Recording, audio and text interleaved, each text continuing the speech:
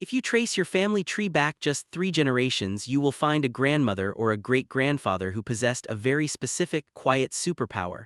When autumn arrived and the first frost threatened the landscape, they did not reach for a commercial seed catalog. They did not log online to pre-order packets for the following spring. Instead, they walked out into the dying foliage of their garden and systematically extracted the genetic blueprints for their family's future survival directly from the earth. They understood a fundamental biological law that the modern agricultural matrix has spent billions of dollars trying to erase from your memory. A garden is not a one-time consumer event. It is an infinitely self-generating loop. Today, we're trapped in a system of permanent retail dependency. You buy hybrid seeds engineered by chemical syndicates, you plant them, they yield a single crop, and their offspring are either completely sterile or genetically unstable. This forces you back into the commercial retail checkout line every single year. But your ancestors possessed the technical knowledge to read the life cycle of a plant perfectly. They knew how to break the invisible gel barriers surrounding tomato seeds, how to shock a biennial root crop into producing flowers, and how to use natural wind physics to clean 50 pounds of bean seed in 10 minutes. They practiced open-pollinated seed saving, a decentralized art form that built hyper-resilient localized food systems completely immune to supply chain collapses. To achieve true food sovereignty, you must reclaim this stolen data. We are abandoning the fluff and the filler.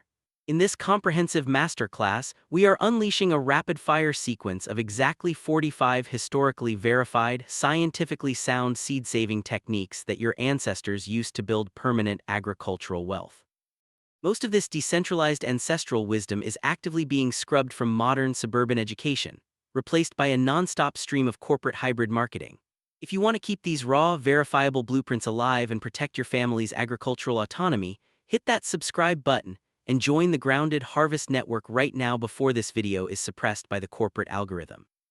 By subscribing, you are refusing to let decentralized retail conglomerates gatekeep the basic biological tools required for human survival. Do not let a corporate filter dictate what self-reliant skills you are allowed to remember. Secure your connection to our network now, and let us dive straight into the wet fermentation protocols that keep your nightshades alive. Wet fermentation protocols. When dealing with wet-fleshed fruits like tomatoes, cucumbers, and melons, you cannot simply scrape the seeds onto a napkin and expect them to survive. Nature engineers these seeds with chemical inhibitors to prevent them from sprouting inside the warm fruit. Your grandmother used precise, controlled rotting fermentation to break these barriers. 1. The gel sac breakdown. Tomato seeds are encased in a gelatinous inhibitor. You must squeeze the seeds and juices into a glass jar and let them ferment at room temperature for 3 days to dissolve this sac.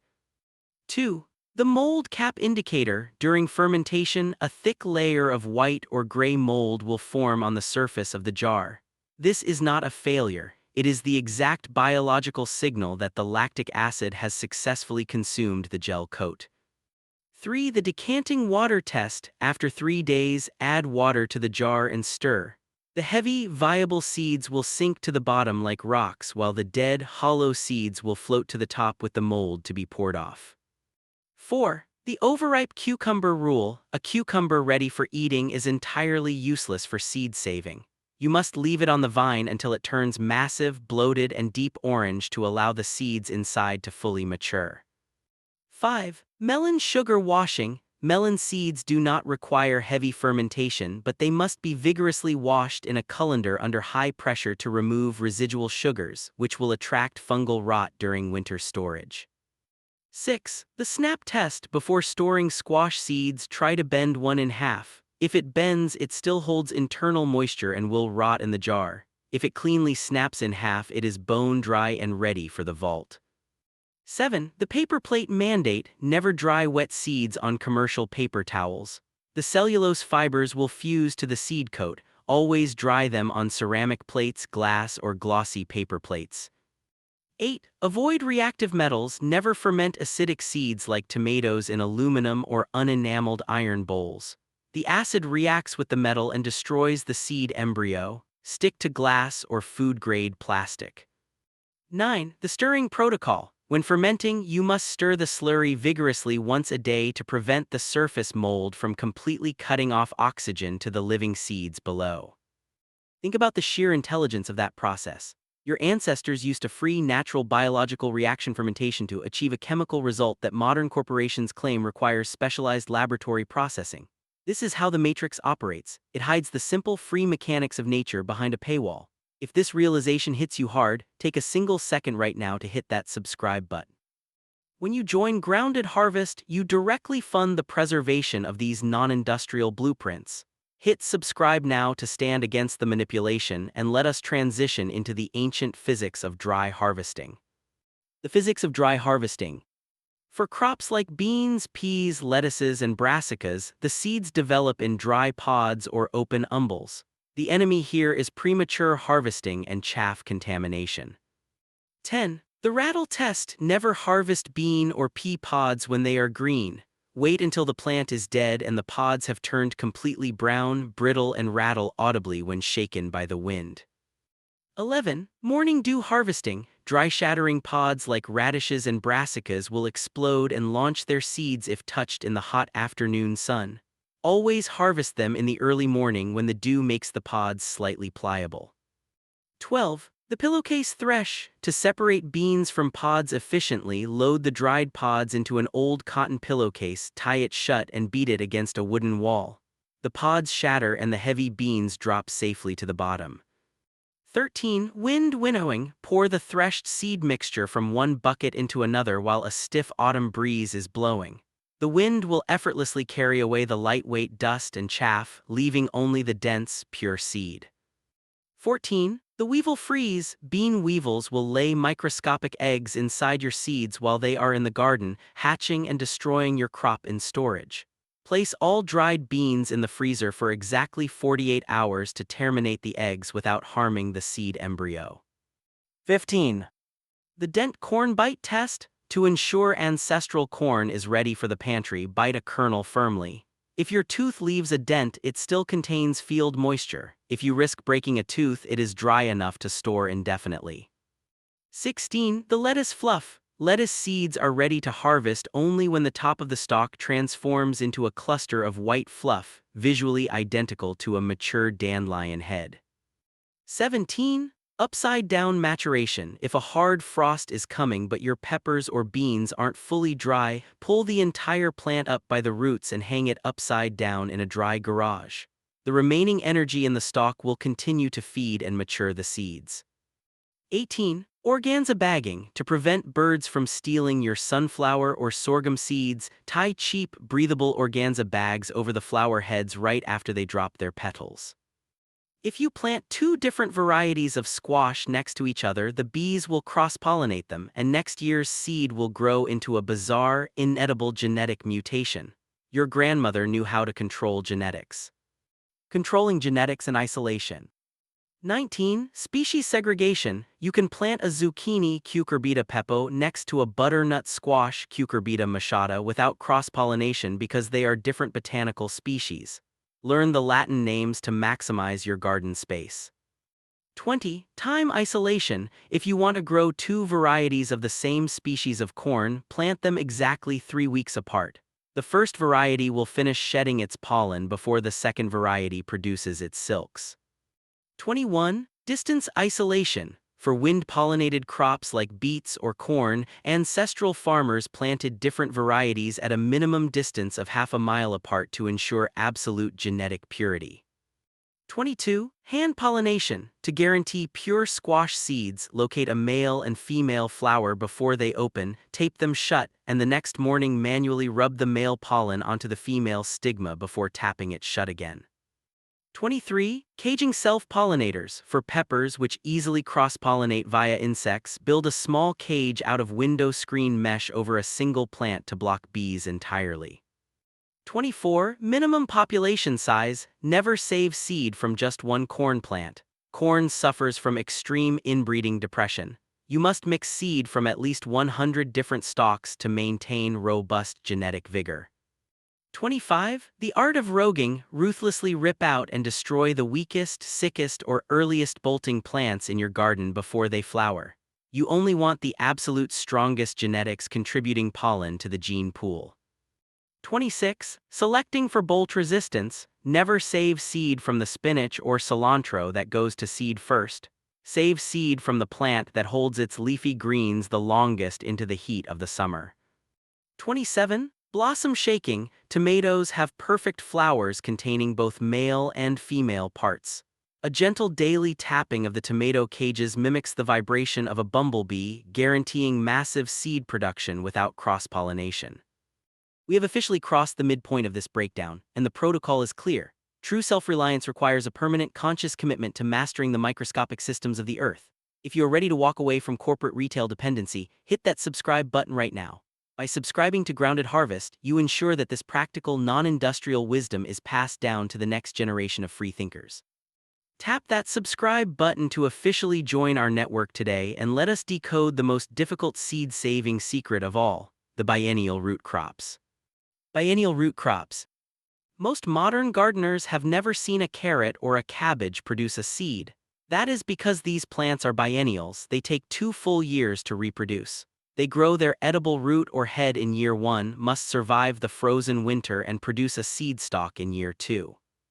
28. Root cellar vernalization. In cold climates, carefully dig up carrots and beets before the hard freeze, brush off the dirt, and bury them in buckets of slightly damp sand in a root cellar at 40 degrees Fahrenheit.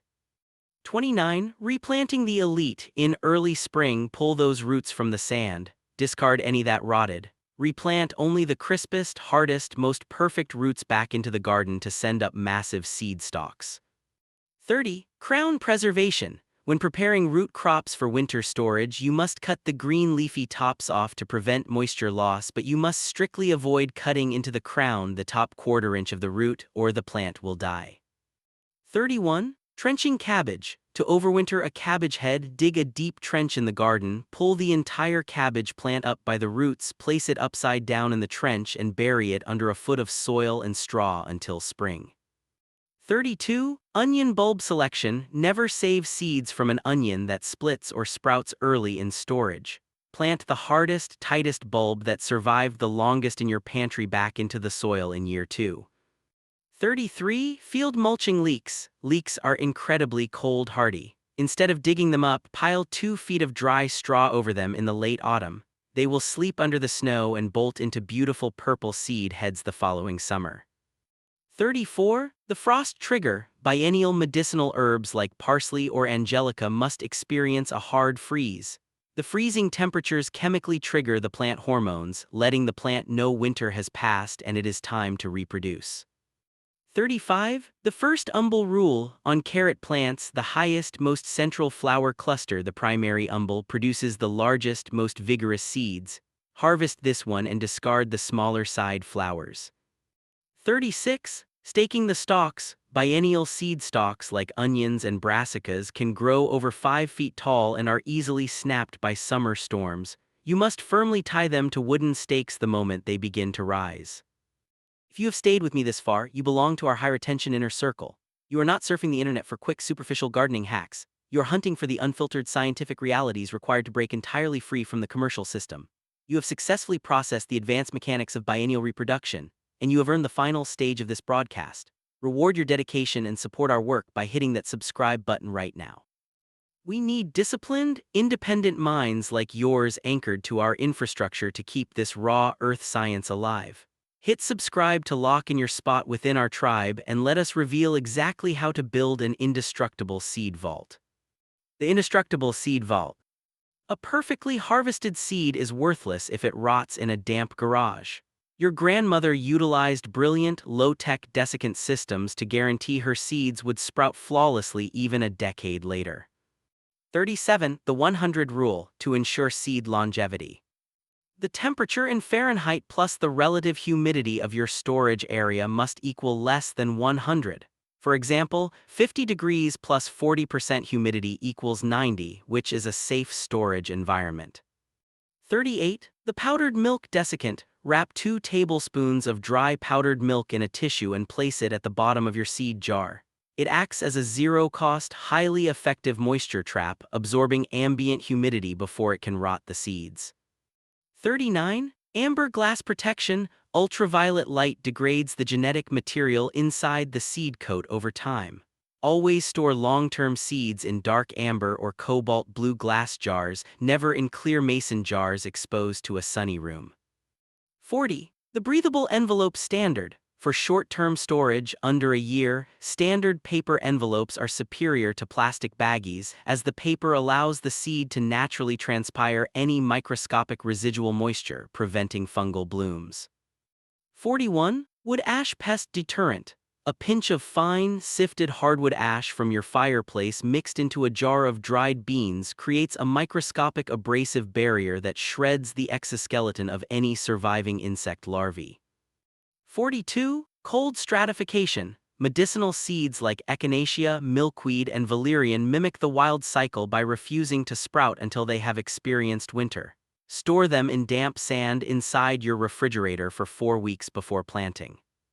43. Silica gel monitoring. If you use modern silica gel packets in your seed vault, ensure you buy the color-changing variety. When the beads turn pink, the vault is compromised. Bake the beads in an oven at 250 degrees to recharge them back to blue.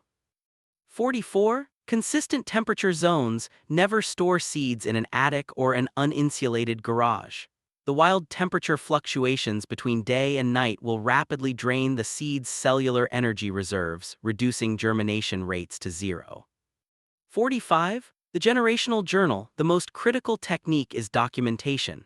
Always write the exact variety, the year harvested, and any specific drought or disease resistance the parent plant demonstrated directly on the jar. You are not just saving seeds, you are writing a biological history book for your descendants. We have reached the absolute end of this disclosure, and the choice rests entirely with you. You can step away from this screen, return to the commercial loop, and let corporate conglomerates dictate the security of your family's food supply, or you can draw a definitive line in the sand today. Secure your permanent place in the Grounded Harvest Underground Network by hitting that subscribe button right now before this video concludes. Do not risk losing your connection to these unadulterated blueprints of independence. By subscribing in these final moments, you are casting a direct vote for absolute physical autonomy and real ecological literacy. We are continuously building an uncensorable library of ancestral agriculture. Take definitive action, tap that subscribe button, and secure your position in our sovereign tribe right now. Reclaiming your status as a self-reliant producer starts the very moment you refuse to buy into the synthetic, retail industrial illusion. This autumn, instead of ripping your dying plants out of the ground and throwing them into the municipal compost bin, stop and look closely at the wealth left behind. Let those bean pods dry until they rattle. Let that cucumber turn orange and bloated. Smash that tomato into a jar and watch the ancient magic of fermentation unlock the next generation of food. The centralized chemical syndicate spent generations trying to convince us that human survival is an incredibly complex commodity that can only be manufactured in a facility, patented by a financial monopoly, and sold back to us in a glossy packet. They wanted us to believe that without their corporate intervention we would starve, but their narrative is completely broken. The fundamental laws of biological reproduction remain unalterable, and the ancient, non-patented physics of seed saving are waiting to be deployed by anyone who has the courage to step off the corporate grid. You hold the absolute power to break the cycle of dependency right now, with your own 2 hands from the ground up. Welcome to Grounded Harvest. Your agricultural sovereignty begins today.